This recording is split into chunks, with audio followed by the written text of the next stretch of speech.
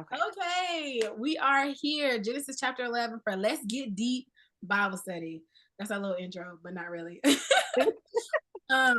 Okay, so everybody had a chance to read it. I hope so, because we had like 3 weeks. Yeah.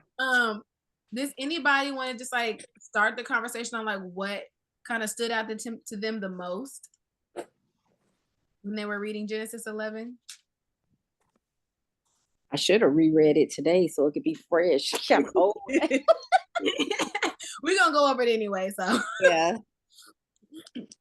okay, well, we can just start at verse 1 because we got notes just on verse 1. Yeah. Okay, now the whole world had one language and a common speech. Are you gonna put the notes up? Oh wait, I thought I did. Can y'all see them? Oh, not yet. Yeah. Okay. Yeah. Sorry, my bad. Sorry. Before we get into that, we want to backtrack to Genesis 10. Into 10, yeah, I was gonna say 10 first because that's where it talks about, and Cush begat Nimrod, and he's kind of like the main character of the Tower of Babel. So we want to make sure we, clear that part. So Cush begat Nimrod, and he began to be a mighty one in the earth. He was a mighty hunter before Yahuwah. Therefore, it is said, even as Nimrod, the mighty hunter before Yahuwah, and the beginning of his kingdom was Babel, and Erech, and Akkad, and Canaan, and in the land of Shinar. And so I just wanted to, make it very known that this is all part of like ancient city of Mesopotamia, Babylon, like all this is in the same like region. And so it's the second city founded by Nimrod in Shinar. And it was a major city state in Sumer during the Eucharic period or the Utrec period. And it lasted for a while, but just the thing that we really want to know is that all of this that Nimrod founded is all within Mesopotamia and Babylonia. So like if we understand the culture of Babylon and Mesopotamia and all that stuff and the things that they believed, this is all the city-state area that Nimrod was basically king over, or whatever they called it, ruler over it during that time. And so now we understand that when it says that he was mighty before Yahuwah, not in the sense that like oh yeah, I'm before you, but in the sense of like he was so in rebellion, like right in the face of the Father. So that before, like kind of like when it says to have no other gods before me, where Nimrod was like, I'm that before. And he's just like, I am, gonna be all up in the Father's face with all of my wickedness and not care. And so just wanted to let y'all know when we start talking about Babel, this was Nimrod's kingdom. I was just about to say, to add on to that word mighty is like that same word when we went over Genesis, was it Genesis 3? Don't quote me on that, but it was pretty much when the mighty ones or the fallen like Malachim, they were on the earth and they started having intercourse with the women, and they were born to them were like mighty ones. So that's the same word for Nimrod. He was like a mighty one, like they were tyrants pretty much. They had no respect, to the higher power or the power, Yahuwah. At that point, they felt like they were the gods pretty much on the earth. So just to kind of throw that in there. Yeah. And so if that's the same word and the same characteristics that that were against the Father before the flood, and y'all literally saying in Genesis 6, my spirit will not contend with humans forever. So that like they already know, because they're not so far removed from Shem, Ham, and Japheth. Like these are grandkids, so like they know what happened, and it's just like they're just repeating the wickedness of what happened before the flood, but now they're doing it here in Shinar. And Genesis 6 is what I was talking about. So sorry. Yeah, Genesis 6. I said 3. Chapter 6. And so, T broke down that the word, she broke down like they were all of one speech, but it's like vain words, just like anything that doesn't glorify the Father is vanity in his eyes. So we know that there were if one and so their speech was all vain. Their speech was all wickedness. Their talkings, their planning was all in rebellion. And so yeah, so like yeah, the word speech, um like their actions, their command, like the commands that they made, the businesses that they did, their occupations they were all in one accord with wickedness. And so on the Genesis chapter 11 flyer, I put like corporate wickedness or corporate righteousness. And so we know the Tower of Babel, like they were in conglomerate, they were in cahoots to do corporate wickedness on a grand scale.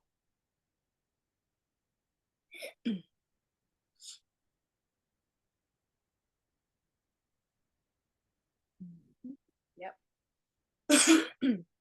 Okay, let's flip back to Genesis chapter 11.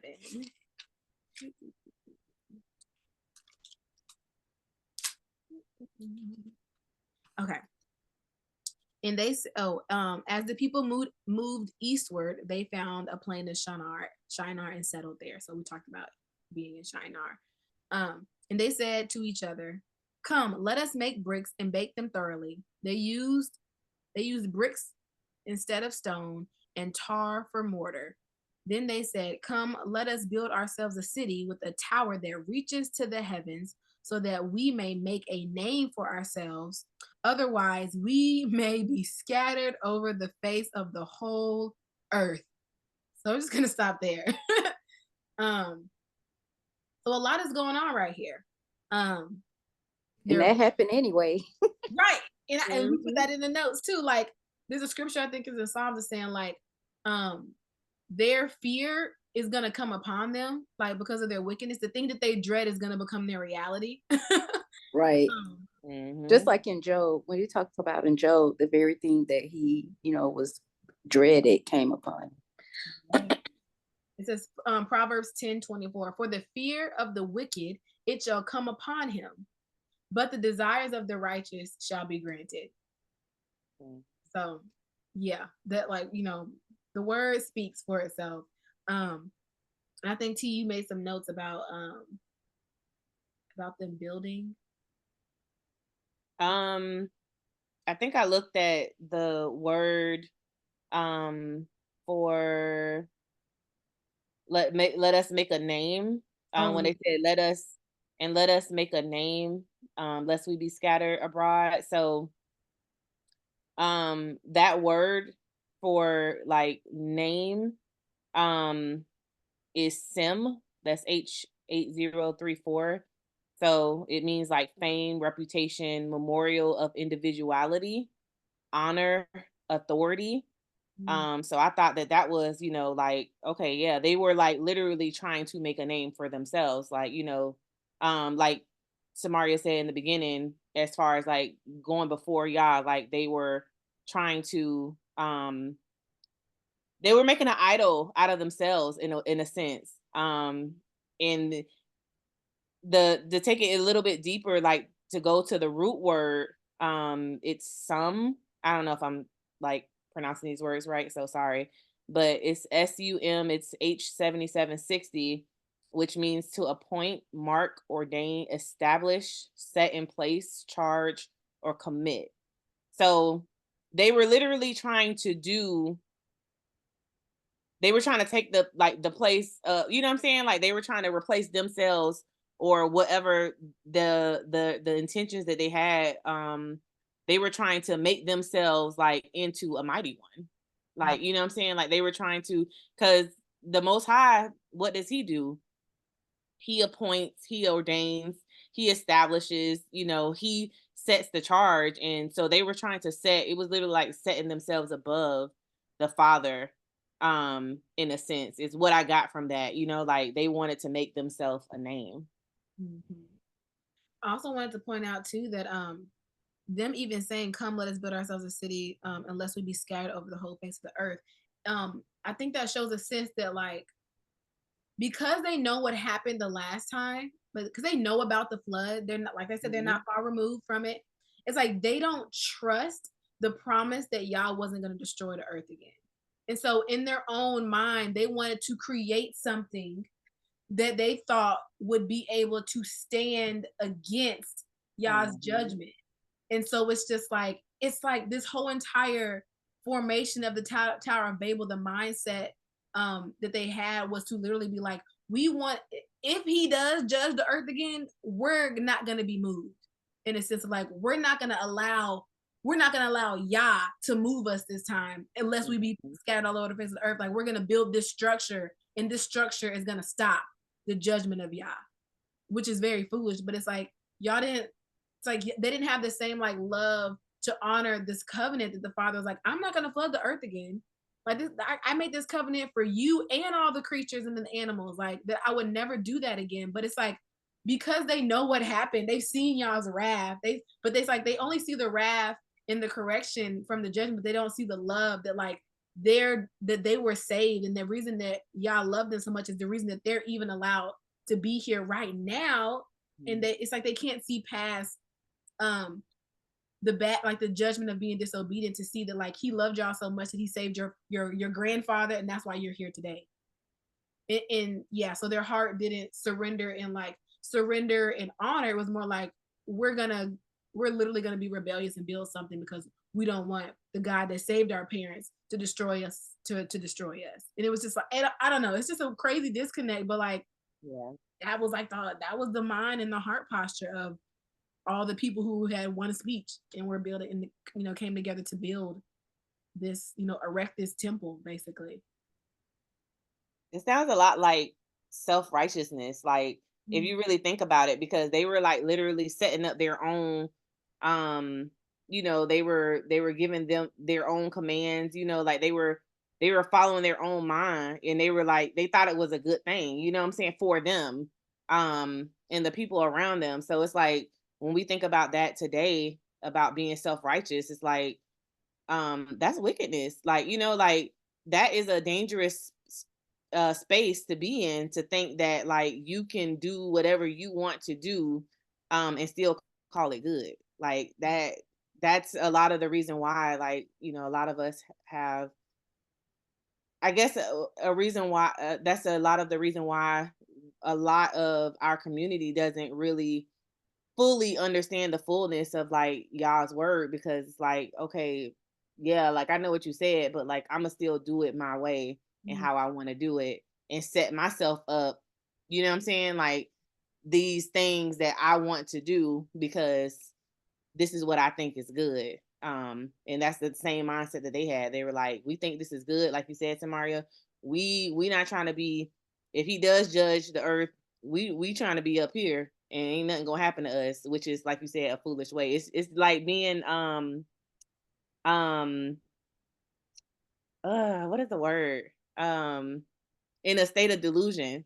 Like you really like lying to yourself, thinking like this is gonna save you, it's not. Yeah. It makes me think of a conversation that me and Akoti Latanya had yesterday about relationship versus being in covenant. So we kind of broke it down in the sense of like, for the y'all who are married, like you were dating your spouse for a while, but y'all weren't married, y'all weren't in the covenant. So there's certain things and access that you didn't have before you took on, your husband's last name. And so, and as that relationship continues, like you grow deeper in love with that person. And so for them, even though like Yah made this covenant with them, they have to choose to want to be in covenant. And so like they had this relationship with God that was twisted. Like they had this relationship and this idea of who Yah was, which caused them to like move in error and create things that they thought were good, but they were still against the Father's covenant. And so it's just like the difference between like, Yah has a relationship with every one of his creations. He has a relationship with every human being, right?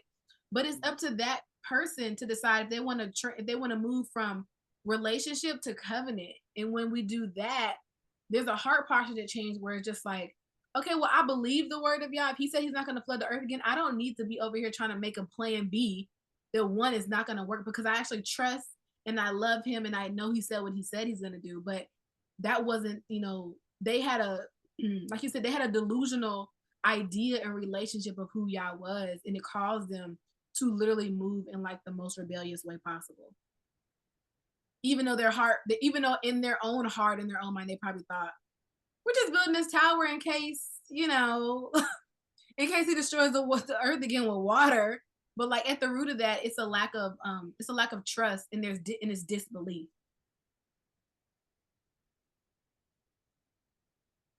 Anybody else want to add anything?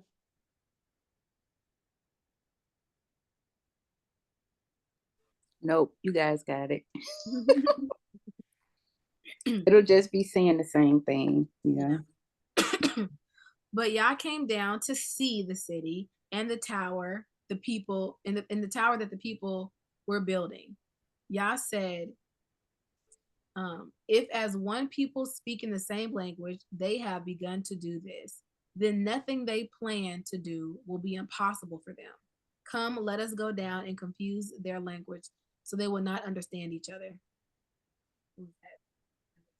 So this one was like, whoa, for me, because when Yah said in verse 6, and behold and I think I'm reading the KJV in the notes, but and behold, the people is one, and they have all one language, and this they began to do, and now nothing will be restrained from them which they have imagined to do.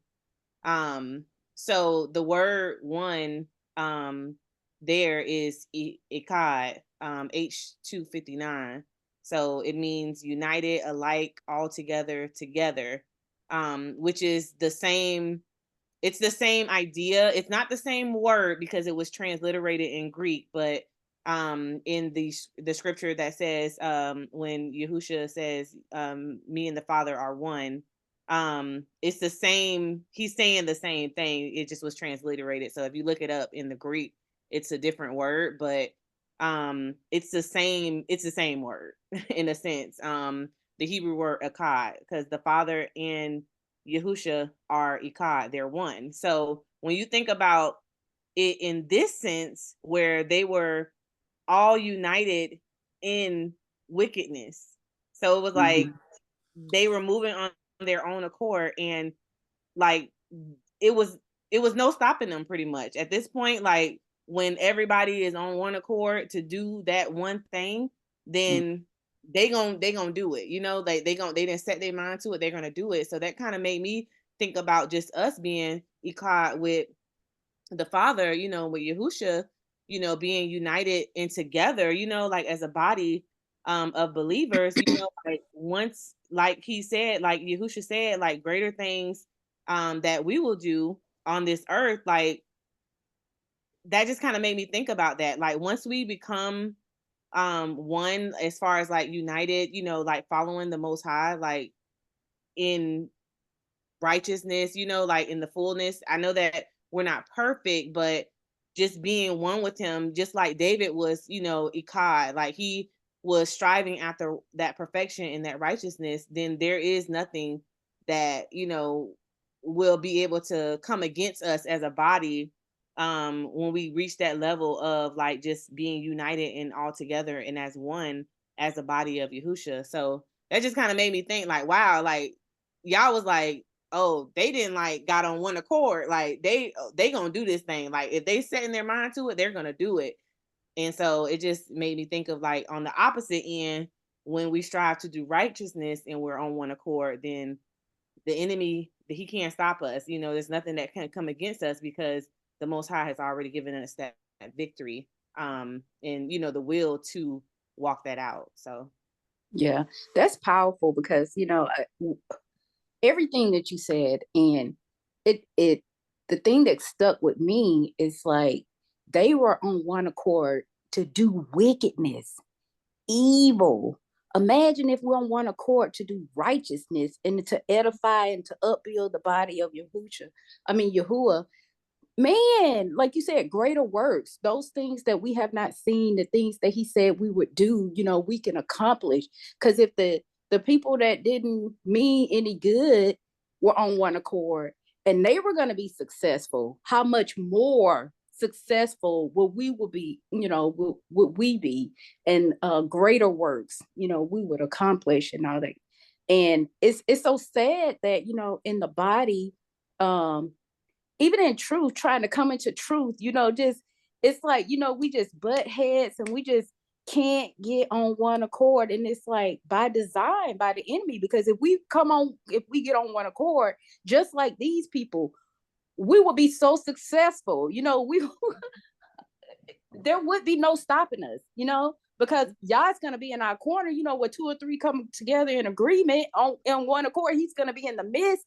And if he's working on our favor, you know, there's no stopping us. Like that song say, ain't no stopping us now. You know what I'm saying? Yes. Man, that is powerful, you know, just seeing that. Because, you know, these people, the wicked ones were on one accord, and they were going to be successful to where Yah took notice. Mm-hmm. And that principle, you know, you think about it in the world, you know, just naturally in the world, when people get on one accord, like these scientists and all this kind of stuff, when they're seeking out to do all this evil, not necessarily evil, but you know, when they are, oh, what is this going to do if we do this and we do that or whatever, and they start messing with stuff, you know, just because their curiosity has been piqued, and they get on a, you know, oneness, they get into oneness, and then all this stuff, we start seeing all this technology, and of course the enemy is right there in the midst of that, because you know he wants them to be successful and all this kind of stuff or whatever. But like you said, T, on the flip side, if we really took hold of that as the body of Yahusha, you know, and if we just really just sat and meditated and really understood the power that we could operate in, man. I was literally thinking about that right before this call. I was making a video. It didn't end up saving. Talking about how like a couple months ago I was talking about how like what, like I saw someone post like there are over like 500 denominations of Christianity, and I was like, that's why we can't get on one accord. I was like, because I was like, because again, like we talked about, like, you know, they weren't really attached to the covenant, but like when we're in covenant, we're already on one accord. Like, there might be a little bit of Yes. there might be some different agreements, but like if we can agree on the covenant in spirit and in truth of what Yah has said is righteous and what is clean and what is unclean and what is holy and how we should honor him and how we should treat each other and how we should treat our spouses and our neighbors. If we can get on one accord within the covenant, then we would it would just be so beautiful. And like that is the new Jerusalem, that everyone is on one accord because everyone's in the same covenant. We don't have these, oh, covenant A, covenant B is slightly different than covenant A, covenant C, it kind of looks like covenant A, but it has some clauses here and some provisions here for you to do how you like over here. And it's just like, that's not covenant. And it wasn't like upsetting, but I was like frustrated. I'm like, yeah, if we could just understand that like Yahushua redeemed us back to your covenant with in spirit and in truth and in righteousness before the fall of Adam and Eve, if we could just agree that your covenant is the blueprint for being on one accord with you. Oh my gosh. Like that, oh my goodness. And I'm like, it literally, like when T put that in the notes, and I'm like, I'm hearing her talk about it today, and I was literally thinking about that earlier today, but like I didn't connect it to Genesis 11 at all, but I was just thinking about out loud, like, there's so much distortions in the body of believers because we won't surrender to Yah's will and his ways. And we let someone say, oh, I'm in relationship with God, so I do it like this, but like you're not in covenant with him, so you don't even understand what it really means to be in a deep, intimate relationship with someone if you want to agree to the parameters of the marriage. Come on. You know? And I'm like, that's why we can't get on one accord, because we're all going to be married to the same bridegroom. But like my bridegroom tells me I can't move like this, but you're saying you're in a relationship with the same bridegroom and he's telling you can move a whole nother way. Y'all's no respecter of persons. Right. And so I'm just like, it's like, oh my gosh, the oneness that Yahusha was with Yah is the same oneness that when even Yahusha says, like, if you're with me, then we're one with me and I'm one with the Father. Like, that's the akkadness. You know? And I'm just like, oh, goodness gracious. Y'all's will be done. Like, there is a remnant. And that's why I'm like, he keeps bringing up, like, it's going to be a remnant of those who are literally going to be on one accord in the spirit. So where we can get together and be like, okay, I know we don't have like a full understanding of like the calendar, but at least we're on one accord that like we're gonna honor these feast days as best as we can. And if you do it on these days, cool. I'm still one in spirit with you. Okay. I'm learning how to do the Sabbath, the lunar day, the way the Bible says to do it, but you're still doing Saturday Sabbath. I'm not gonna argue with you. We're on one accord that we need to honor the Sabbath, right? Right. Okay. Right. It's like that's that. Yeah, there may be a few differences, but it's not gonna be so. It's not going to be doctrinal differences at the fact of where we can't even have conversations and build the kingdom together. Yeah. You know, and so I'm like, and that's what the enemy is using to keep us divided, you know, to keep that, you know, that rift there, all these little things. I mean, and that's why one of my prayers is that, God, let me not be so distracted with the trivial things, but the weighty things. Help me to focus on the weighty things of you, because all this stuff, yeah, we know, you know, this back and forth. Is this not healthy? Is this something just to keep us distracted from the what our purpose and our destiny is? And that's the trick of the enemy. That's the strategy of the enemy. If he can keep us looking at this and that and all this other stuff, then we're not keeping our eye on what we really need to be targeting. Yeah. And I think that that's the same conversation that you and I had, Samaria. Remember, I was telling you about a interaction that I had years ago with somebody about, you know, just the covenant, you know, and the order that the Father had set. And we were literally saying the same thing, but she kept saying, no, we're not saying, no, I don't think we're saying the same thing. It was like, we try to separate ourselves so much, so bad. Right. And that's why that's another reason why, like, you know, I understand now that, like, me, if I tell you, you know, that, like, well, yeah, they say, well, what are you? Are you Christian? I say, I'm Hebrew. That's a stumbling block for a lot of people. And they can't get past that. So once I say that, then it's automatically like, we're not saying the same thing.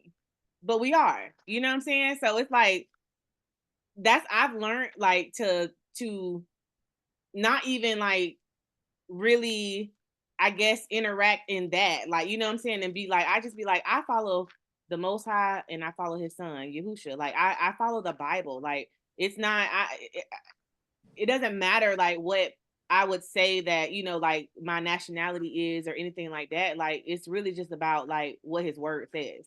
And at the end of the day, like, if you're following His word and I'm following His word, we're saying the same thing, and we're in the covenant. But if you're trying to, if you know, if you're like looking at it in a fleshly way, in fleshly eyes, where you're like, well, nah, because you said that you're with them, so you can't be saying the same thing that I'm saying. So it's like, it's those little things, like you said, Cody, that the enemy uses as stumbling blocks for us. You know, like, we look at people and we be like, oh, they're not the same thing. But then, you know, a Christian will look at a Catholic and be like, oh, we're not the same, but you literally are Christians.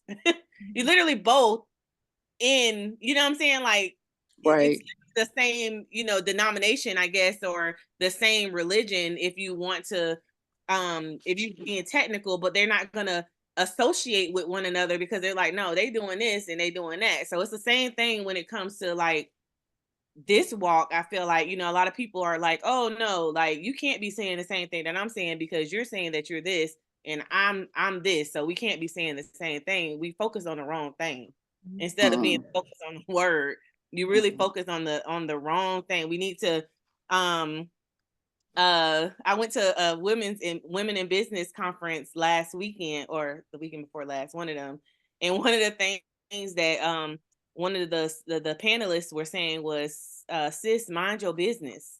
Like, because we be so much in so many things, you know, like, I just feel like we be in so much, like you said, vain, just, you know, trivial, when we focus on the wrong thing. We need to be getting focused on the word and what the word says versus all this other, like, you know what I'm saying, like, trivial stuff that's really doesn't even matter, honestly, if you're not following the word. So yeah, I definitely agree.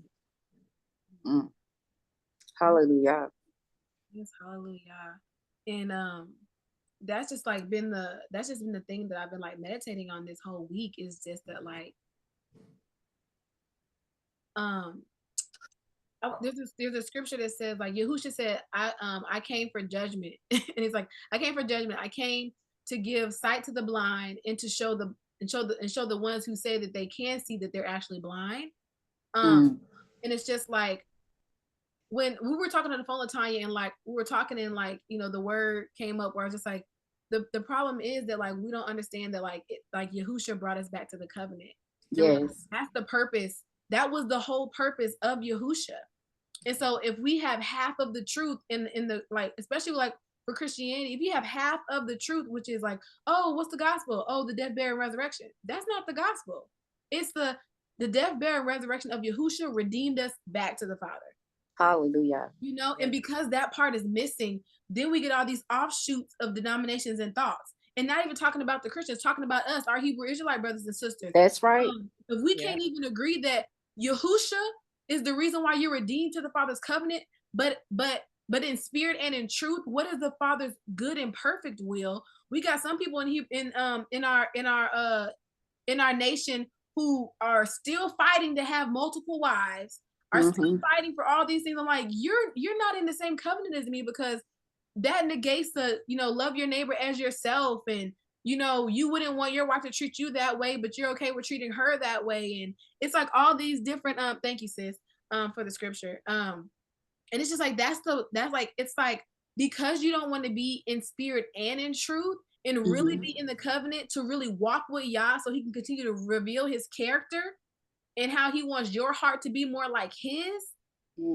But you're like the people at the Tower of Babel. You want to build your own altars. You want to build your own covenant. You want to make edits to the covenant to fit what you think and what you want, what you want your life and your God to look like, is the problem. We can't surrender to the process. Something that we brought up was just like, Yah's like, hey, don't do this. I don't understand it, but because I love you and I trust you, I'm gonna do it.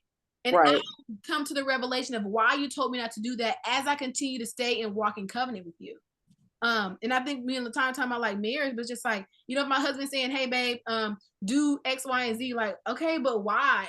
But why? I don't understand why. Okay, I'm gonna just do it. Just submit. Just submit to the owner of the covenant's ways. And as you continue to walk with him and trust him, he will reveal to you why you shouldn't have not done X, Y, and Z, because his way was better. His way is healthier. But because, we're still in these flesh suits, he's just waiting for us to surrender, even if we don't agree, but that he will reveal it to us later. And it's about the covenant, about trusting the covenant. And man, it's just there's so many distractions and distortions within the body, from the believers who are Christians, from the believers who are Hebrew Israelites, to understand that it's just about covenant. It's about the Father's heart. And if we just stay in his covenant forever, then his heart will be continued to reveal to us deeper and deeper, more intimately with every day. That scripture is good too, T.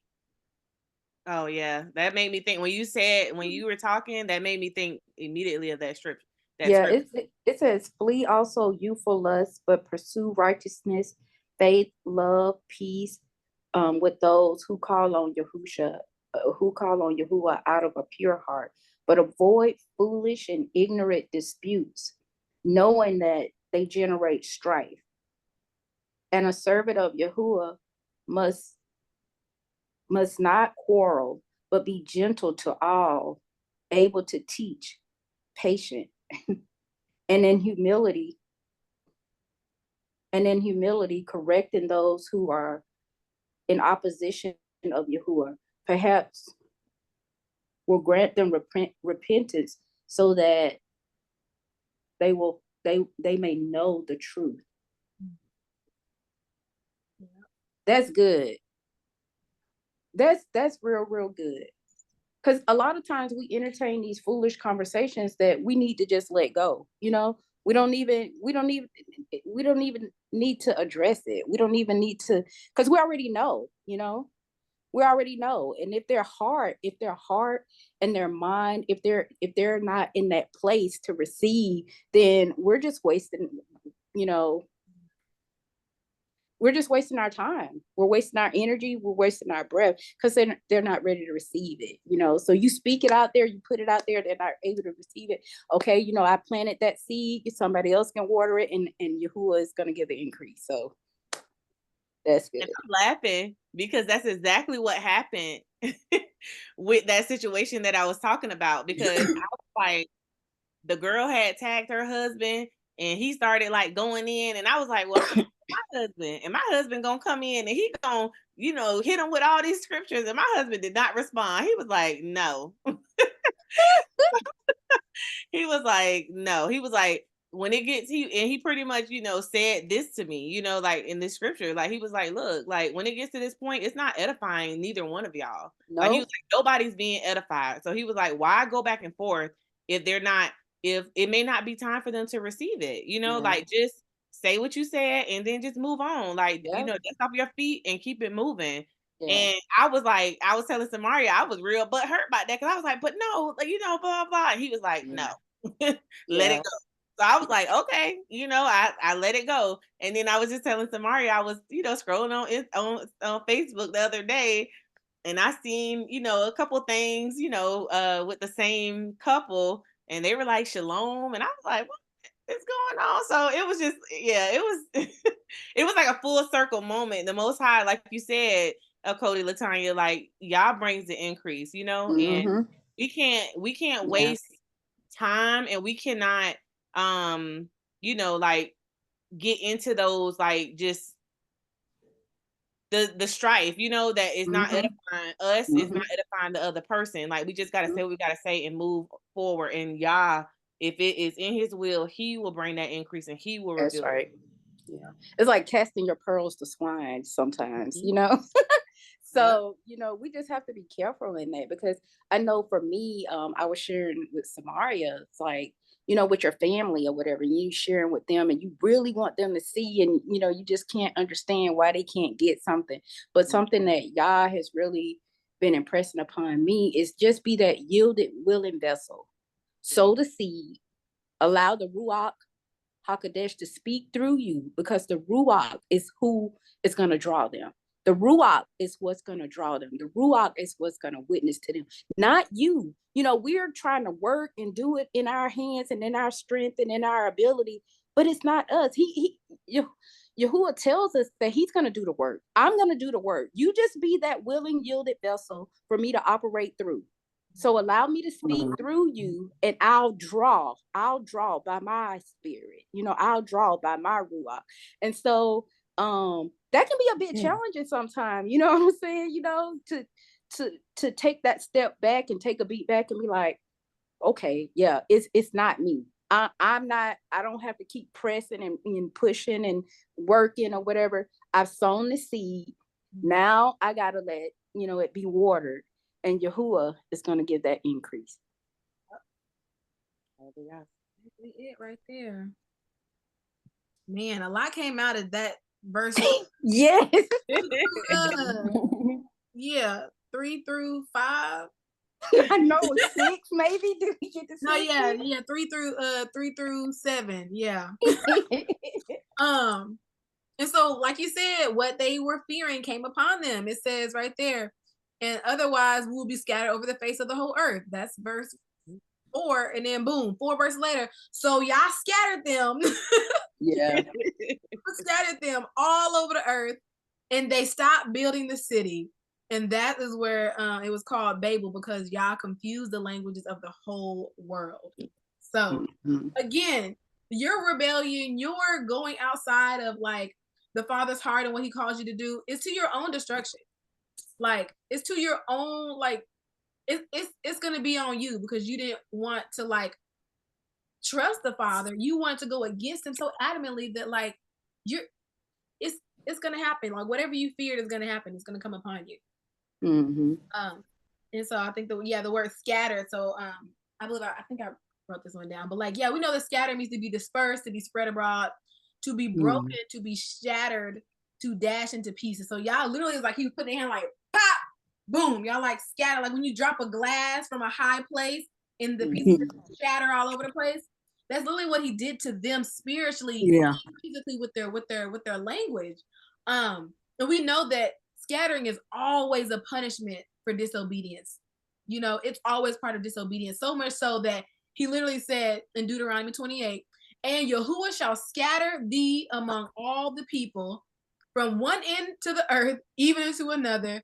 And there thou shalt serve other gods, which neither you nor your father have known, even wood and stone. So we know that that is part of the that's the warning of the curse that Yah said, if you don't abide by this covenant that you've agreed to, I'm going to scatter you.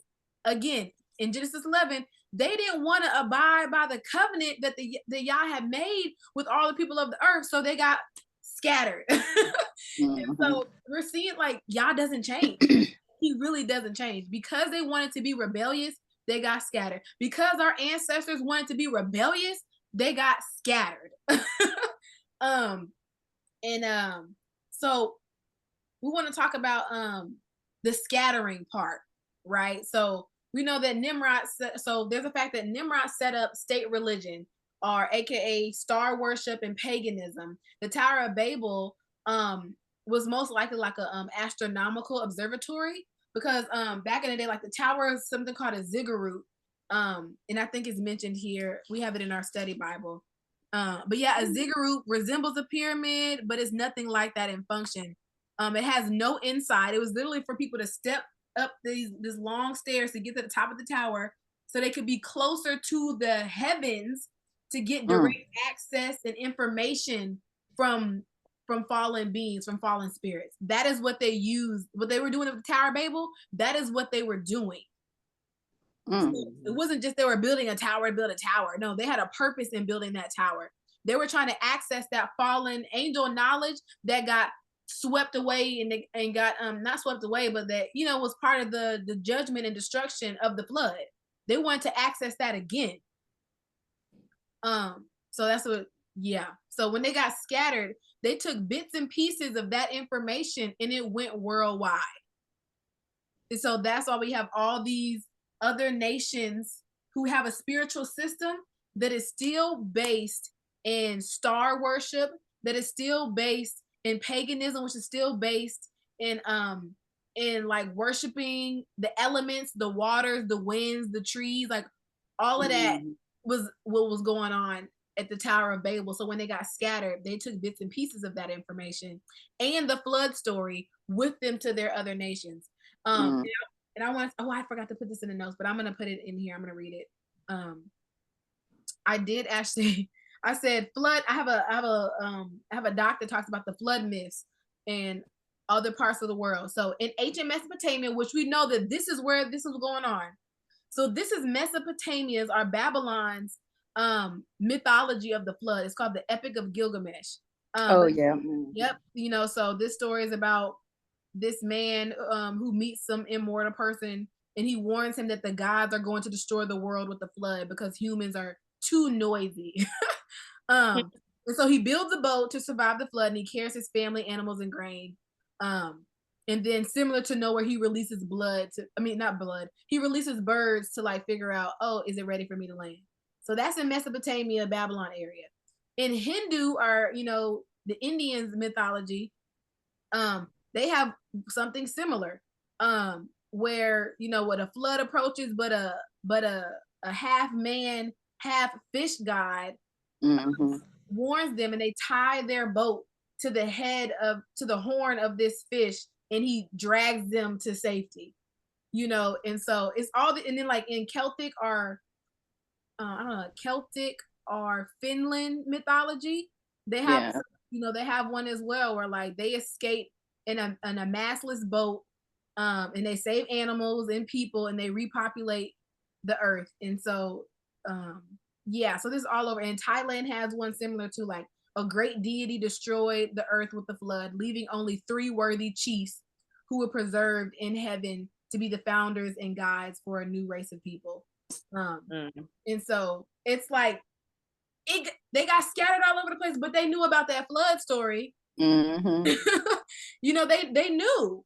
It's like, man. So yeah, basically they got scattered, and they took bits and pieces of the truth, but they also mixed it with their star worship, their serving other spirits, and their deification of things that are not God. And so this is kind of where Mystery Babylon, like the scattering of Mystery Babylon, all the different pieces of Satan's kingdom basically was here, and it got scattered everywhere. So this is where we get the pagan worship setup of like the Father God, the Mother God, or Queen of Heaven, and then the Son of God triad. So this kind of all birthed here with Nimrod, because Nimrod told the people that he was a god, and his wife, she was she was Semiramis. Yeah, Semiramis. Yeah, and so that whole mythology happened with Nimrod, and it's scattered to the four corners of the earth. And I have some other things in here about Mesopotamia. They had a goddess, but she was based off of Nimrod's wife, and it got replicated and duplicated into Ishtar, and Diana, and all these other different Inanna and Mesopotamia, all these different names, but it's the same spirit. It's still the spirit of Satan, but it morphs into different things all over the world. But this is where the starting point happened. And they just access the same fallen spirits that happened before the flood. But just wanted to give that backstory about what was going on. This chapter 11 is loaded, man. Yeah, and this is another note. When I was doing some research on this, a lot of the there was a brother talking about Freemasonry. He was saying, like, in Freemasonry, they even say that their founding starts at the Tower of Babel. Like, the first Masons were the ones who built the Tower. Oh yeah. So I think I read about that too. Yeah, so it's like it started here at Babel. It started here with Nimrod. That and they believe that when you get to the top of their pyramid, that you, like, the people who are in the 33rd degree, that that you're serving Satan. And so they were serving Satan by listening to the rebellious wants and desires that he placed in their hearts, and they went after it. And so, and it just, Satan literally has deceived the whole world. And I believe, it's been in the making since the Tower of Babel. And he confounded them from the whole world. Okay. And y'all scattered them over the face of the earth. Now goes Shem to Abraham. This is the account of Shem's family line. 2 years after the flood, when Shem was 100 years old, he became a father of Axpharad. And after he became the father of Axpharad, Shem lived 500 years and had other sons and daughters. When Axpharad had lived 35 years, he became the father of Selah. And after he became the father of Selah, Ashbad lived 403 years. So they still had a lot of life. Okay, because we know back with Noah's time, he told him, I will not strive in mankind, their years shall be 120. See, it's a gradual process. Like, he's still tarrying with the people. He's still tarrying with mankind. We're like, okay, I thought you cut him off at 120. Shem didn't have kids till he was 100. But yeah, so it keeps going, and then, like, he had sons and daughters, and then Eber, which is like where the word Hebrew comes from. He had sons and daughters. Young though, he was 30. Yeah, 35 and 30. So, like, they started having kids younger and younger. Yeah. People now think, ooh, 30, I'm kind of old having a child. Right. 30, you young. And you know what? But that I'm so happy you said that, Cody Latanya, because that is just how much we've been, like, you know what I'm saying, like, trained, to think like, 30 is old, but it's really not. Like, a lot of people who are like 30, like, they got you know what I'm saying, they got married, they did stuff, got their actual, like, plan or, like, funds together to actually have a child when they 30. And we think, like, oh no, you need to have a child when you in your 20s because you're young. But, like, no, like, what, we so backwards in our thinking now. Like, you just, even with that small thing, I just wanted to say that because I hear so many people be like, you 30, you geriatric. After 35, they consider you geriatric. They consider you geriatric, and you get discouraged because the doctor's telling you, like, they like, well, you better hurry up and try to have a baby, you know, because you know Yeah. you approaching 35, like you geriatric. I'm like, what? I still Yeah. feel like what? Yeah, it's crazy. That's So funny. yeah, I mean, when But you know everybody's what? telling We you don't. that it's old, Yeah, but we don't have that lifespan anymore. So that's why people are of right? that mindset. You know what I'm saying? People Like, bodies start breaking down at 40. You know what I'm saying? You you're That's like, like you true know what? too. struggling. If I can live till 500, I can wait till 100 to have kids. You Right. know what I'm I saying? can wait till I'm 100 years old because I didn't live 400 more years. Look, we got a Seeing friend my that had a grandbabies, my great grandbabies. y'all funny. We got a friend that he's my husband's 50. I think he must be like 52 or 50. Then 52, 53. No, maybe he's 52 or 51, 52, something like that, right? And so he got like a 6-year-old or something. And I was like, man, he was looking so good until they had that baby. Oh, he used to be fine. You know, now he all old and run down and his hair gray.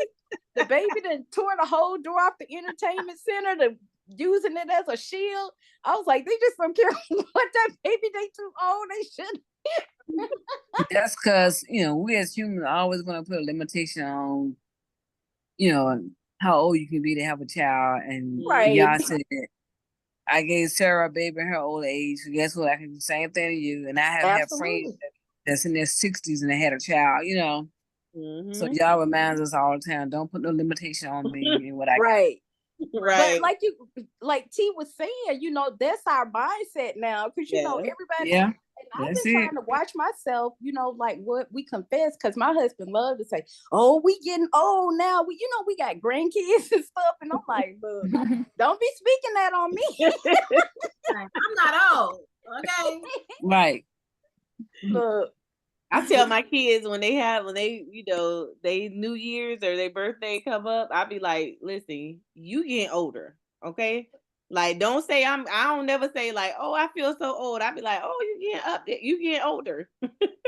Like, yes, I'm getting older, but I ain't getting old though. look. I might feel it a little bit. Right? I can't tell that I am older. That's hilarious. Yeah.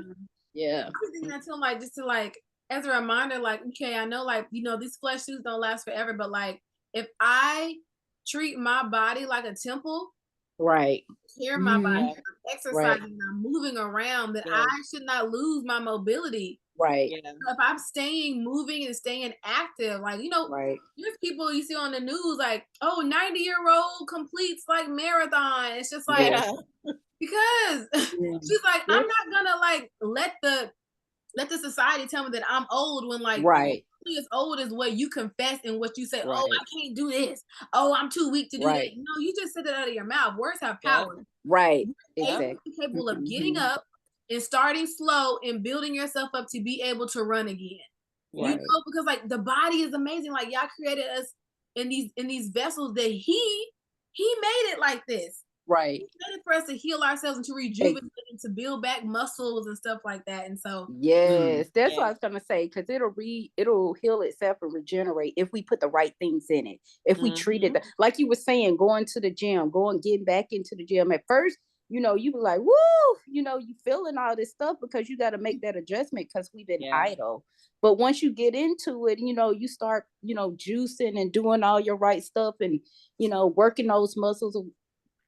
You can reverse some of that aging on your body. You can see the fruits of your progress, of you putting in all that work. Yep. And so it goes on. Everybody was having their first kid at 30 and 32 as it keeps going on. And then we get to like the father of Serge, and after he became the father of Serge, Rue lived for 207 years and had sons and daughters. I'm at 22 right now. And then Serug had lived 30 years and he became the father of Nahor. And after he became the father of Nahor, Serge lived 200 years and had other sons and daughters. And when Nahor had lived 29 years, he became the father of Terah. And we know Terah. Yep. And we know who Terah is. And after he became the father of Terah, Nahor lived 119 years and had other sons and daughters. And I thought it was interesting that we see a drop from like 200 to 119 over here. And he had sons and daughters. And then after Terah had lived 70 years, he became the father of Abram, Nahor, and Haran. This is the account of Terah's family line. Terah, 70. Right, 70. Right, so like, what's going on with them? Right. You know? This is the account of Terah's family line. Terah became the father of Abram, Nahor, and Haran became the father of Lot. While his father Terah was still alive, Haran died in Ur of the Chaldeans in the land of his birth. And I have a map here so y'all can see how close everything is from the Tower of Babel. I'm gonna pull it up in a second. And Abram and Nahor were both married. The name of Abram's wife was Sarah, we know, and the name of Nahor's wife was Milcah, and she was the daughter of Haran, the father of both Milcah and Iscah. Now Sarah was childless because she was not able to conceive. Terah took his son Abram, his grandson Lot, son of Haran, and his daughter-in-law Sarah, the wife of his son Abram, and together they set out for Ur of the Chaldeans to go to Canaan. But when they came to Haran, they settled there. Terah lived 205 years and he died in Haran. And so I want to pull up the map so y'all can see that like they're still in the territory of like Babylonia. So it wasn't like they were moving to get away from some wickedness, you know. It was just like they were just moving. And hold on, I need to share my screen so y'all can see this map. And then, you know, if you're reading the Esther biblical text of Jasher, it lets you know that like Abraham's father was an idol maker. Right. Like obviously his all of his money and how he made money was dealing with the high city area, city state area where all of the foolishness and all the wickedness was going on. Right. And so even though they moved, it wasn't like he was moving to another high city area. How do I share my screen again, y'all? Oh, there it is. Here. Okay. I was looking at who Sarah and who they married. I was like, that was his. Wait a minute, that was whose daughter to who? I mean, I know they did it back then, but I was like, dang, that was pretty close relatives. Pretty close. Yeah. Yeah. So boom, this is where they were. Where was it? They were in Ur. So it said they left Ur of the Chaldeans. They were right here, and then like, look how close Babylon is. So, and then, but like Haran is a little further away, but it's still in this area of where all the stuff was going on. And I thought it was interesting. Look, we can see Nivea right there. That's for another story another day. But hey, we're seeing Jonah was all up. Jonah was little. Jonah was like, I ain't trying to go with all these heathens. Babylon. They over here worshiping fish gods. Like what? But I know I love looking at the maps because like we're just seeing like, oh snap, like okay, Babylon, and then Haran is over here. And so we know they stayed here in the land of Canaan, but yeah, they was close. The center of all the they were in the mix where all the wickedness was going on. And so that's just so important to know, as we know in the next chapter, you know, Yah calls Abram to get out of your country. You know, he's calling him to leave your people and your family because Yah, like we're knowing now because we're looking at the maps and we understand what was going on at the Tower of Babel and the scattering. The people took all this false doctrine with them, and then Terah was an idol maker and he made his money off of making idols for all the surrounding people and places. Yah's like, you got to get away from these people because I'm not going to be able to talk to you. I'm not going to be able to walk with you, and you're not going to be able to walk with me if you're still being influenced by the people that you're comfortable with, because they're comfortable in their sins, and I'm calling you to something great. I'm calling you to something that's true. Mm-hmm. And so that's for next week. That's chapter 12. But yeah. Any questions? Any other points of like anything that kind of like came out or stood out to y'all? Mm-hmm. The Like only I was. other thing I'll add. Oh, I'm sorry, Lakota, Go ahead. Go ahead. No, I was just gonna say the only other thing I'll add is that I didn't really until Samaria when we had talked and I started looking over the notes and seeing that she had put it about like just Babylonia and um that like seeing that map, I was like, wow, like I never knew that the land of Shinar was Babylonia. And that was Babylon. And so that was where the Tower of Babel was built, but also like where Judah ended up being taken into exile back to with Nebuchadnezzar. I thought that was interesting. And then I put a scripture in here. It says in Isaiah 11:11, it said, and it shall be in that day that Yahuwah sets his hand again a second time to recover the remnant of his people who are left from Ashur, and from Mitzrayim, from Pathros, and from Cush, from Elam, and from Shinar, and from Hamath, and from the islands of the sea. So like, just showing like how the people were scattered and he was pretty much like bringing his remnants back. He was saying it was going to be a remnant of people from like all of those like areas that he was going to bring out. But yeah, I never like really put two and two together to know that that land of Shinar was Babylonia. It's like literally the gods and the false stuff that they were worshiping ended up was their destruction. So like, we wanted to honor the gods of Babylonia and the gods of Shinar, and now you're gonna be slaves to them since you wanted to serve them instead of Yah. And it's just like we really do set up our own destruction, like when we decide to be disobedient. I was listening to a Jeremiah study by Royal Roots, and she was talking about how like she did the analogy of just like if someone jumps out of a plane and they don't wear their parachute, you don't say that it was the plane's fault or it was the pilot's fault.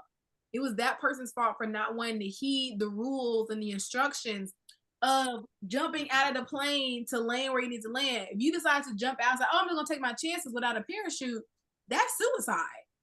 And so she's just like that, like we choose death, like we literally choose. Kind of what we talked about in Genesis chapter 2. You're choosing your own, like you are signing up for your own execution when you decide, I don't want to serve Yah. I don't want to listen to his covenant. I'm going to stay out of his covenant, and whatever happens, happens. But then you say, oh, God did this to me and it was this person's fault. No, you didn't. You decided to take off the safety belt and just like go out into the darkness and do whatever you wanted. And so I just thought that was interesting because that's literally what happened with our ancestors, where they were like, we love Yah, but like, we're going to still do our own thing. And like, they didn't believe that the consequences were going to happen until they happened. And then, like there's crying and come save us and we're sorry. And, he saves them and it goes back and forth again. But at the end of the day, in their heart, they didn't really want to be in covenant with Yah. They didn't want to surrender, like we talked about earlier, to the obedience of being like, okay, I want to do what you say because I love you. But yeah, I'm excited for chapter 12. Me too, lady.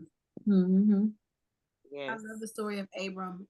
I love the story of Abram to Abraham. It's so packed, and we're like really about to get into like what the process of surrender looks like. Ooh. And the covenant, like just the like that. Yeah. Oh, this gonna be good. Yeah, and it's like, and it literally is the analogy we talked about. Like Abram to Abraham had to walk in relationship with Yah before the covenant was even made. So he walked. That's right. He walked in relationship to Yah, and then the covenant was presented, right? He courted him. He did. Yeah. And so a lot of people get stuck in, oh yeah, I'm walking in relationship with Yah. Like, okay, but do you want to be in covenant now? Right. At some point, you wanna upgrade your relationship. Yeah, you want to take it further. Yeah, Right. exactly. You don't want to stay stagnant and stay where you are. Right. But Like, a lot of people today, they happy being right there. They don't want to go into covenant because they feel like it's so much easier to get out of if you don't move into covenant. You know what I'm saying? So they have the wrong mindset. They have the, going into this thing. You should want a covenant. You should want to be, exclusive. You don't want everybody in your relationship. Come on now. Yeah, I agree. But that's not the mindset of people nowadays. They want it. Well, we good right now. So, if I don't get into covenant with this person, when I get tired of them, I can just drop them and I'm done. Yeah. That's Tame it. I see a lot of people say that, like, say, oh, well, remember, it's not about religion, it's about relationship. Okay, but it's levels, like exactly. Yeah. And so when you get out of that, religious mindset, okay, and then you get into that relationship, okay, then you get, like you said, like y'all both said, you get deeper, and then you go into covenant, like, and that I mean, that seals the deal, like there, but if there's no type of covenant, then the relationship is going to be one-sided, period. Right. Because there's going to be false expectations that you're going to have on the other party, and the other party is going to expect you to do something that you don't even know you're supposed to be doing. So if you never come into covenant, into agreement of the terms of this relationship, come and on what now, it's going to take from me and from you, then we walking blindly in a relationship. Right. We just doing, you know what I'm saying, whatever at this point, because it has to be some type of guidelines and something set up, like you got to have, like, okay, when you get into a relationship with somebody, you start, like you said, Latanya, you start courting that person, and then they be like, okay, so they start getting to know you. So what are the things you like, and then what are the things that you like, and you start getting to know each other, and then like, once you on one accord, like, once y'all see that, oh, okay, like, we both want the same thing, okay, now we can move forward with the covenant, and this is what we're agreeing to in our relationship. So yeah, a lot of people, like you said, they don't want the covenant, they don't want to go take it to that next step, because that next step is hard. It calls for maturity, and people don't want to be, they don't want to mature. They don't want to grow up. They don't want to do the weightier things, like we said, because now you're going to be held accountable. When you get into that covenant, there's some accountability there. Now, when you just walking in this relationship, you kind of like, okay, we feeling each other out. That's why I don't understand these relationships now with kids. Like, I'm talking to my daughter and stuff and hearing different things, and I'm like what Samaria was saying before, when we was talking about the relationship with a husband and a wife versus being in a relationship and courting and all this kind of stuff. I was like, you shouldn't be giving someone, even in a relationship, if you don't have a title, you don't get all my time and all this kind of stuff. I'm not your girlfriend or your boyfriend or whatever, I can do whatever the heck I want to do, and then when we move from that boyfriend and girlfriend into a husband and a wife or fiance or whatever, like you said, it's those levels and it's maturity. And if you don't want to mature, and if you don't want to step things up, and if you don't want accountability, then you're going to sit right there where you are. Yep. There's going to be no growth. There won't be any growth. Y'all calls for us. He told us we got to get off milk. We got to move over into some meat. And we want to stay over here sipping on this milk. We don't even want to move up to no oatmeal to where we can make it to meat. Right. So it's maturity. People don't want to grow up. And Yah is calling, this is a season and this is a time where we have to grow up. Yep. He's like, it's time out for playing now. I'm calling my people, to the battlefield. I'm calling you to the line. It's time for you to fulfill your purpose and your destiny. And you can't stay on milk and do what I need you to do. Right. Yeah. Because it's going to be hard, but he's already given us all the tools to walk it out. So it's yes, it is. I'm not even going to lie to you. I tell people all the time when they talk about getting married, I'm not going to lie to you. It's work.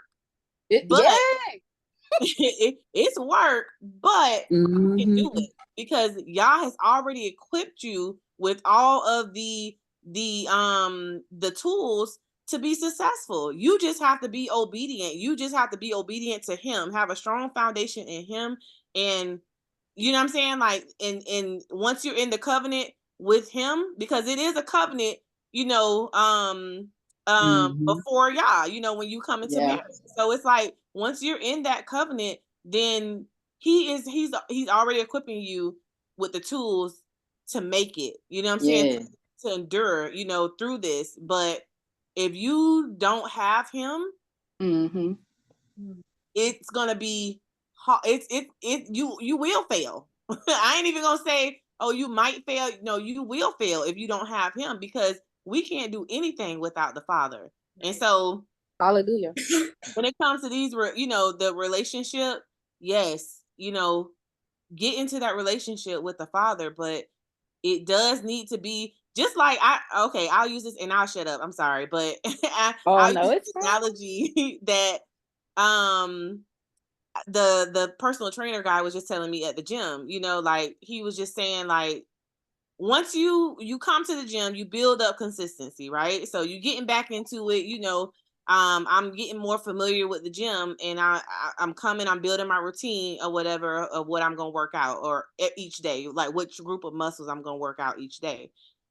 Well, you start with a certain amount of weight, but then, you know what I'm saying? Like, once that weight get a little bit easy, you bump it up to the next weight because your body automatically gets stagnant, you know, and it gets into like a little routine. So you have to always be bumping it up in a state of shock so that, you know what I'm saying, your body continues to, you know, get to where you want it to be, get to the goal. So I'm saying that to use it as an analogy as far as the relationship when it comes to Most High. Like, you get into that relationship, you start doing little things, little practical things, putting his word into practice, and it'll get easier as you go. You know what I'm saying? So that once you actually, it'll get you to that goal of being in the covenant. But there should be a goal. There should always be a goal of like what you're trying to obtain. And we all trying to obtain the kingdom. That's the ultimate goal. So it's like, we never stop working when you really think about it, because as I'm continuing to work out, I'm gonna be either cutting or bulking. It's always gonna be something to be done when it comes to working out. You're not gonna ever get to that perfect stance to where you like, all right, I'm cool. I ain't gonna never have to work out day in my life. No, you always gonna have to continue going. It's a continuous thing, you know, a lifestyle.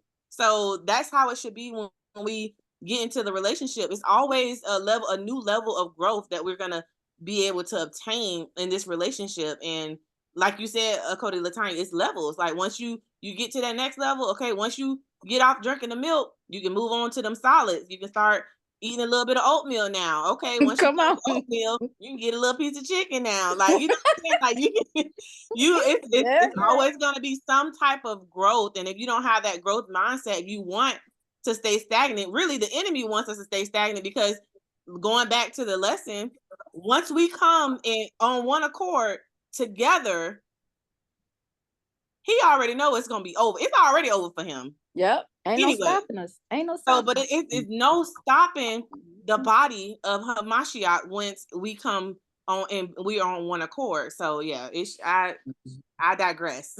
Come on now. Yeah. You better say that. It's so beautiful how, like, we were literally talking about this yesterday at Cozy Latanya about like the dating to being your fiance to now being in an actual covenant.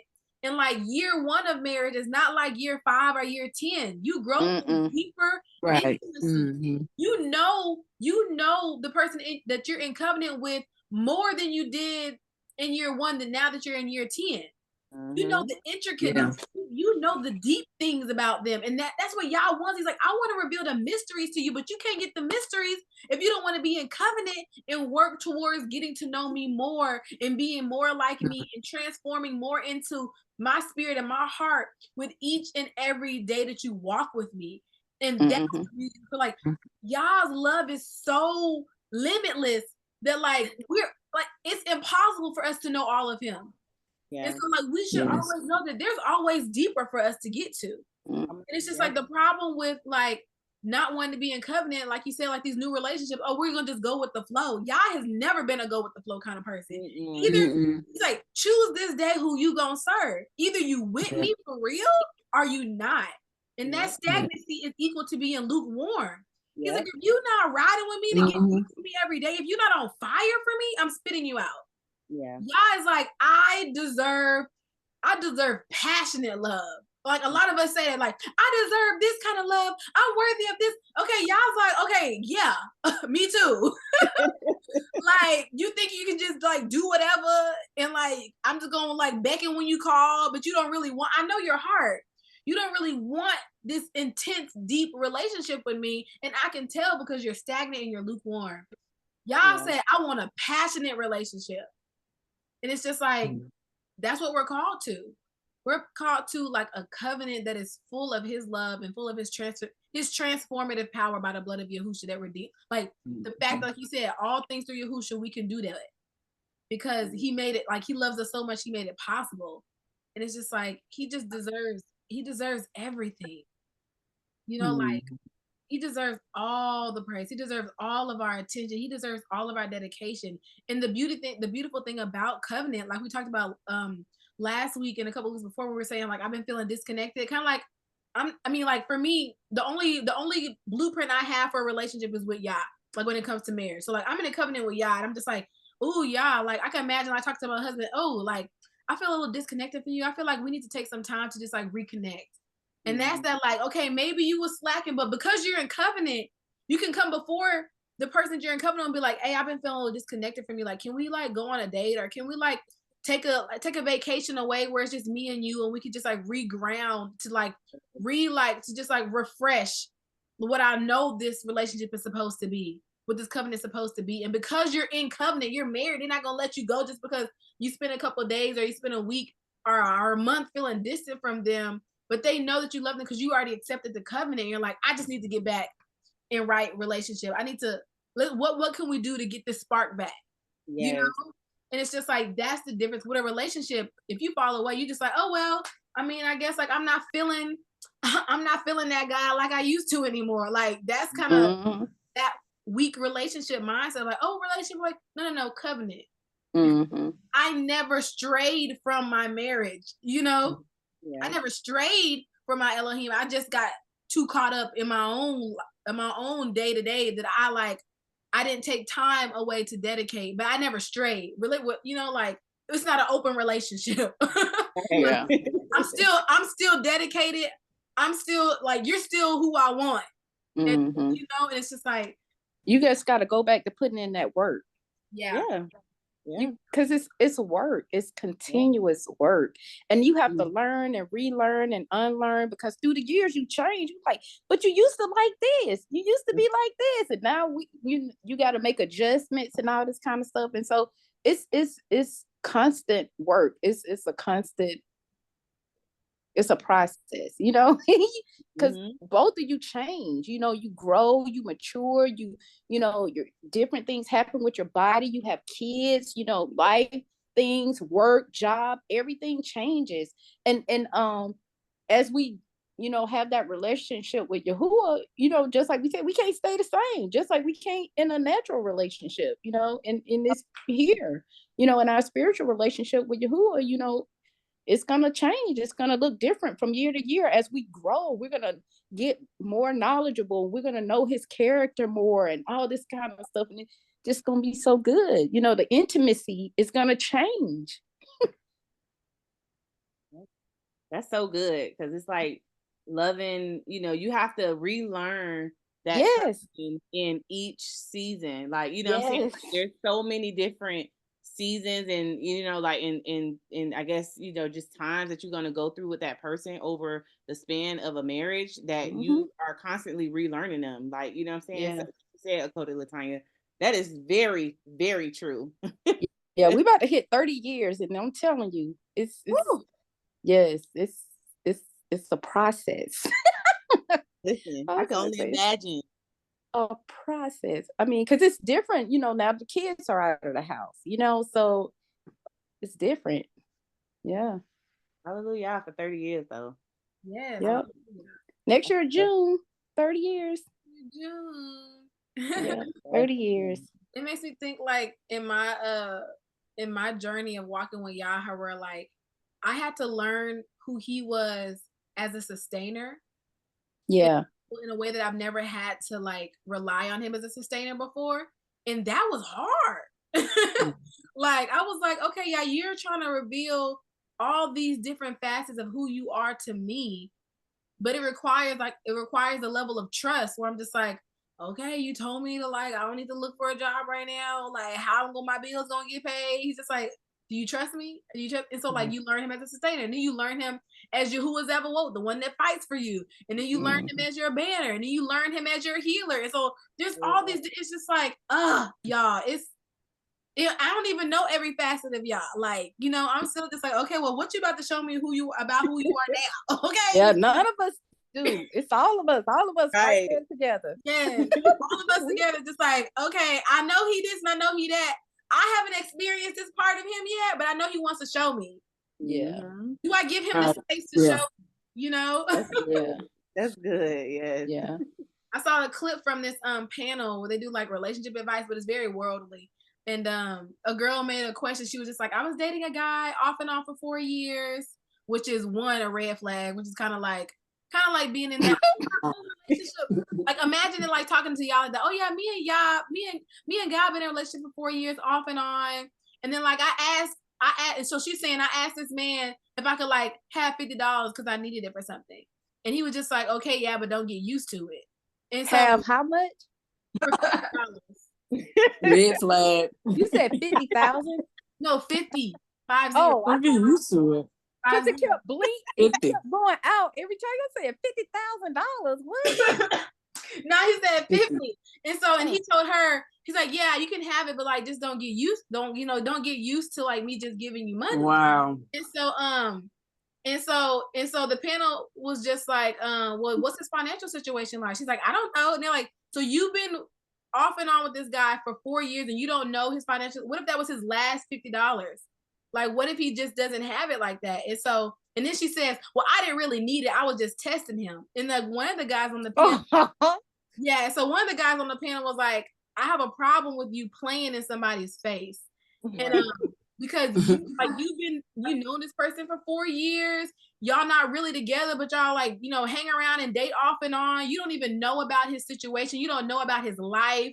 You don't really know this guy, and you're asking him for $50, but you don't really need it. So you don't like, if you want to put a man in a position to do for you, give him the opportunity to actually do for you. And you've never done that. And now you're just coming out of nowhere after 4 years. You've never asked him to help you with anything. And so basically his mindset was just like, kind of like in a y'all's like, okay, you don't really want to commit to me, but you asking me for all these things. Mm-hmm. Yeah, I was like, I'm gonna bless you this time, but if you don't actually want to be with me, you cannot get used to having these perpetual blessings. Yeah. Mm-hmm. And so like people were just like, oh, well, he didn't have $50,000. No, it's like you've been off and on. You don't really know this person, and so it's just like y'all's like, either you with me and you get all these blessings, or you're just gonna be out here aimlessly wandering around trying to figure out why this is going on in your life or why this is going on in your life. But you never actually want to sit down and get to know me. You never wanted to dedicate yourself to me, but you still want to have your hand out and be like, well, I'm testing God. And we're also, it's just like, don't test your Elohim, right? And so kind of that, like, she's like, I don't really need your help, but I'm just seeing what you gonna do. Like, and sometimes in our arrogance and our ignorance, we do that with Yah. Like, well, if y'all don't answer my prayer by this day, like, then obviously, like, he can't do X, Y, and Z. I've heard some people say some crazy stuff like that. But it's like, you're not even in covenant and you moving like you're entitled, like, to this answer when you want it to be answered. You don't know the character of Yah to be even be that brazen, like, we just like, okay, Yah, I would really like it to be done, but your will be done. I would love to get an answer by this day, but also I know, like, I'm not testing you. It's a different heart posture. And so when I heard that clip, it just made me think about like relationship with Yah, where how like we won't really surrender our life to Yah, but we have our hand out all the time. Like Latanya always says, seek his face and not his hand. you know. And so because he gonna do for his kids. Like he's That's right. He's the provider if you give him space to prove to you that he's your provider. If you never give him space to prove that he's your provider and you're always trying to make your own way, you never like surrender to allow him to make a way when there's no way, you will never get to experience his character of him being a provider when you don't think there's an opportunity to be provided for.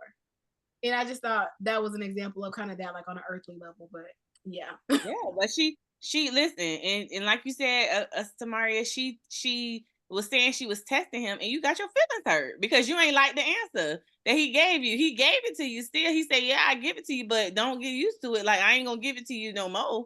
You know what I'm saying? So it's like it's the same thing, like the Most High, you know, it's in a sense, like you said, like he gonna provide, you know what I'm saying, for his kids, because that's his heart towards us, you know, but he also, you know what I'm saying, if you trying to test him, he also will hurt your feelings a little bit and be like, yeah, but next time you ask, yeah, it ain't gonna be the same. It may not be the same answer. You know, you might have to wait, you know, a series of time. You know what I'm saying? Like, it's like, don't be testing him because you're gonna get your feelings hurt that way. She got her feelings hurt because obviously she felt some type of way because she brought it up, you know, saying that, exactly. I ain't need it, but it still hurt your feelings. It still made you feel some type of way because if you ain't need it and it didn't matter, you would have never even spoke on it. So it's like, don't be testing the Most High because he'll do the same thing and he'll be like, look, I'm gonna give it to you, but yeah, I'm gonna give you a little whooping too. I'm gonna give you a little pop. Yeah. It's like, let's have an accountability check. I'm gonna give this to you, but like we need to sit down and like define the parameters of our relationship. What I look like constantly like giving to you, and you don't even want to commit to me. And that's why I said if it's no covenant, it's always going to be a one-sided relationship, regardless. Like if there's no parameters set and there's no guidelines set up to where I'm agreeing to this and you're agreeing to this and I'm going to do this and you're going to do that, it's always going to be one-sided. Whether you try to say I'm going with the flow or not, it always comes to the same ending. Somebody feeling like they giving more than the other person. I just love how like literally the covenant of Yah is literally a mirror of marriage. Like I know we hear that all the time, but like it really is. And if we can't understand that as a whole group of believers to know that like the way that you are, that's why one man and one wife, the two shall become one, is so important because it's the mirror of a covenant with Yah. And if we can the covenant between a man and a wife, the two shall become one, and Yahushua saying, Yahuwah, the Father and I are one, the two shall become one flesh. And if you're in covenant with me, then you and the Father are one, like me and you are one. And it's just like, it's just, he's so detailed and intentional. It blows my mind. Goodness gracious. Like, wow. Hallelujah. Well, y'all, woo, that was good. This one was good. I'm so glad it recorded too, y'all. I was like, ooh. This was good. Hallelujah. All praises.